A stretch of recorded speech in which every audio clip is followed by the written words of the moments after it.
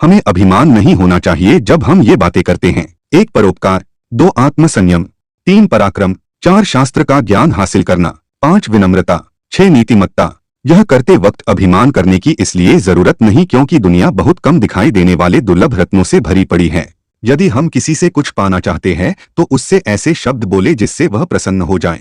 उसी प्रकार जैसे एक शिकारी मधुर गीत गाता है जब वह हिरन पर बाण चलाना चाहता है। जो व्यक्ति राजा से, अग्नि से, धर्मगुरु से और स्त्री से बहुत परिचय बढ़ाता है वह विनाश को प्राप्त होता है। जो व्यक्ति इनसे पूर्ण रूप से अलिप्त रहता है उसे अपना भला करने का कोई अवसर नहीं मिलता। इसलिए इनसे सुरक्षित अंतर रखकर संबंध रखना चाहिए। कुसंग का त्याग करे और संत जानों से मेलजोल बढ़ाए। दिन और रात गुणों का संपादन करे, उस पर हमेशा चिंतन करे जो शाश्वत है और जो अनित्य है उसे भूल जाए। हाथी का शरीर कितना विशाल है लेकिन एक छोटे से अंकुश से नियंत्रित हो जाता है।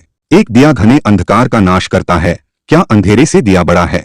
एक कड़कती हुई बिजली एक पहाड़ को तोड़ देती है, क्या बिजली पहाड़ जितनी विशाल है। जी नहीं, बिल्कुल नहीं। वही बड़ा है जिसकी शक्ति छा जाती है।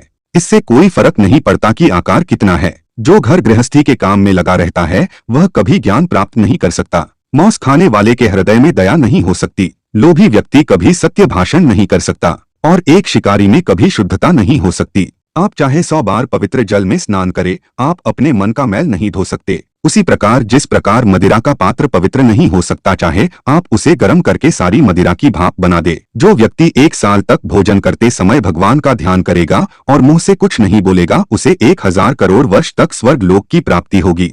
एक राजा की शक्ति उसकी शक्तिशाली भुजाओं में है। एक ब्राह्मण की शक्ति उसके स्वरूप ज्ञान में है। एक स्त्री की शक्ति उसकी सुंदरता, तारुण्य और मीठे वचनों में है। यदि आप शेर की गुफा में जाते हो तो आपको हाथी के माथे का मणि मिल सकता है, लेकिन यदि आप लोमड़ी जहां रहती है वहां जाते हो तो बछड़े की पूंछ या गधे की हड्डी के अलावा कुछ नहीं मिलेगा। यदि ज्ञान को उपयोग में न लाया जाए तो वह खो जाता है। आदमी यदि अज्ञानी है तो खो जाता है। सेनापति के बिना सेना खो जाती है, पति के बिना पत्नी खो जाती है। वो कमीने लोग जो दूसरों की गुप्त खामियों को उजागर करते हुए फिरते हैं उसी तरह नष्ट हो जाते हैं जिस तरह कोई सांप चींटियों के टीलों में जाकर मर जाता है। इन सातों को जगा दे यदि ये सो जाएं। 1 विद्यार्थी, 2 सेवक, 3 पथिक, 4 भूखा आदमी, 5 डरा हुआ आदमी, 6 खजाने का रक्षक, 7 खजांची। इन सातों को नींद से नहीं जगाना चाहिए। 1 सांप, 2 राजा, 3 बाघ, 4 डंक करने वाला कीड़ा, 5 छोटा बच्चा, 6 दूसरों का कुत्ता, 7 मूर्ख। सुबह उठकर दिन भर जो दाव आप लगाने वाले हैं उसके बारे में सोचे। दोपहर को अपनी माँ को याद करे, रात को चोरों को ना भूले। आपको इंद्र के समान वैभव प्राप्त होगा यदि आप अपने भगवान के गले की माला अपने हाथों से बनाएं। अपने भगवान के लिए चंदन अपने हाथों से घिसे, अपने हाथों से पवित्र ग्रंथों को लिखे। जिसे अपनी कोई अकल नहीं उसकी शास्त्र क्या भलाई करेंगे। एक अंधा आदमी आईने का क्या करेगा। अपने निकट संबंधियों का अपमान करने से जान जाती है, दूसरों का अपमान करने से दौलत जाती है, राजा का अपमान करने से सब कुछ जाता है। एक ब्राह्मण का अपमान करने से कुल का नाश हो जाता है। जिसके पास में विद्या है वह शक्तिशाली है, निर्बुद्ध पुरुष के पास क्या शक्ति हो सकती है। एक छोटा खरगोश भी चतुराई से मदमस्त हाथी को तालाब में गिरा देता है। जो घर गृहस्थी के काम में लगा रहता है वह कभी ज्ञान प्राप्त नहीं कर सकता। चाणक्य को कौटिल्य और विष्णुगुप्ता के नाम से भी जाना जाता है। इन्होंने नंद डायनेस्टी को खत्म करवा के चंद्रगुप्त मौर्य को राजा बना दिया। एलेक्जेंडर को भी कौटिल्य की वजह से हिंदुस्तान में हार का सामना करना पड़ा जो कि पूरी दुनिया को जीतने के इरादे से निकला था। चाणक्य ने अपनी पूरी जिंदगी का काम 2 किताबों में बांटा है,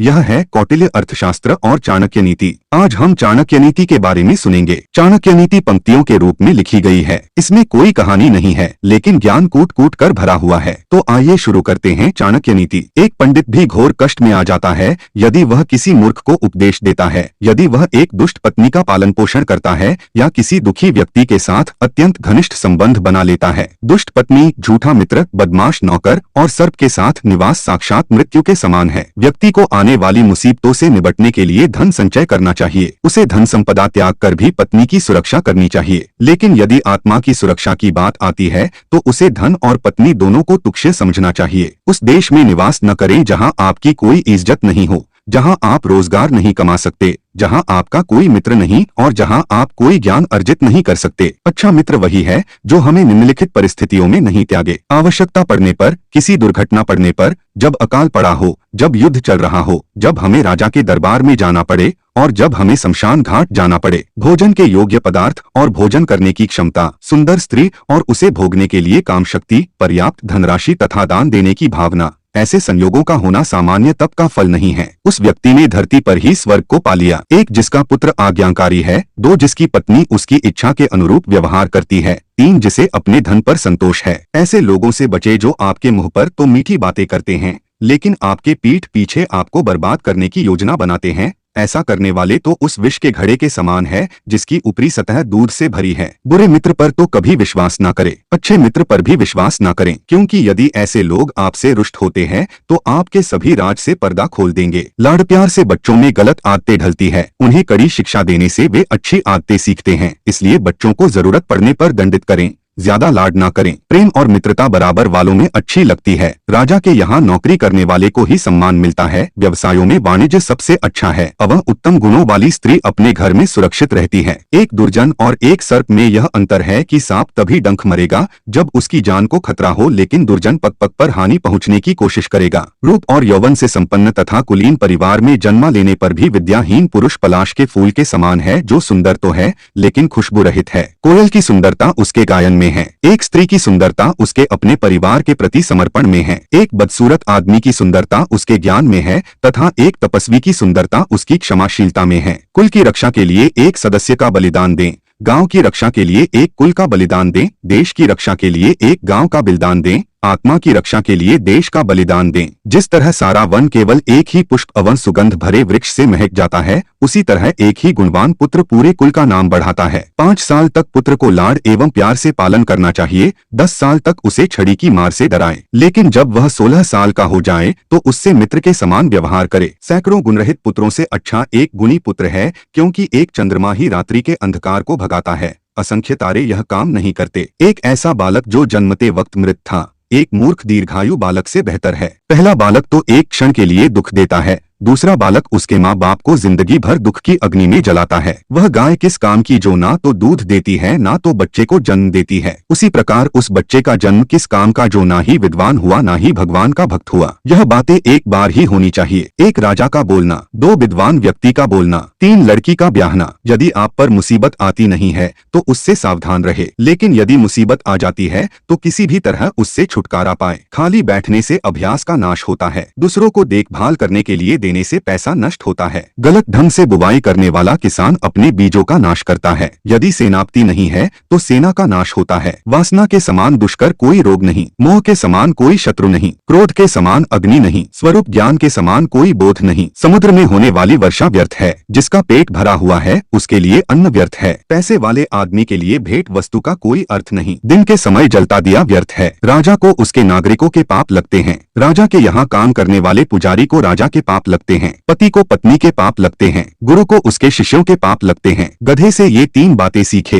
1 अपना बोझा ढोना ना छोड़े, 2 सर्दी गर्मी की चिंता ना करे, 3 सदा संतुष्ट रहे। एक बुद्धिमान व्यक्ति को निम्नलिखित बातें किसी को नहीं बतानी चाहिए। 1 की उसकी दौलत खो चुकी है, 2 उसे क्रोध आ गया है, 3 उसकी पत्नी ने जो गलत व्यवहार किया, 4 लोगों ने उसे जो गालियां दी, 5 वह किस प्रकार बेइज्जत हुआ है। व्यक्ति नीचे दी हुए 3 चीजों से संतुष्ट रहे। 1 खुद की पत्नी, 2 वह भोजन जो विधाता ने प्रदान किया, 3 उतना धन जितना ईमानदारी से मिल गया। लेकिन व्यक्ति को नीचे दी हुई 3 चीजों से संतुष्ट नहीं होना चाहिए। 1 अभ्यास, 2 भगवान का नाम स्मरण, 3 परोपकार। हाथी से 1000 गज की दूरी रखे, घोड़े से 100 की, सिंह वाले जानवर से 10 की, लेकिन दुष्ट जहाँ हो उस जगह से ही निकल जाए। 1 शक्तिशाली आदमी से उसकी बात मानकर समझौता करे, 1 दुष्ट का प्रतिकार करे, और जिनकी शक्ति आपकी शक्ति के बराबर है उनसे समझौता विनम्रता से या कठोरता से करे। अध्याय 3। 1 राजा की शक्ति उसकी शक्तिशाली भुजाओं में है, 1 ब्राह्मण की शक्ति उसके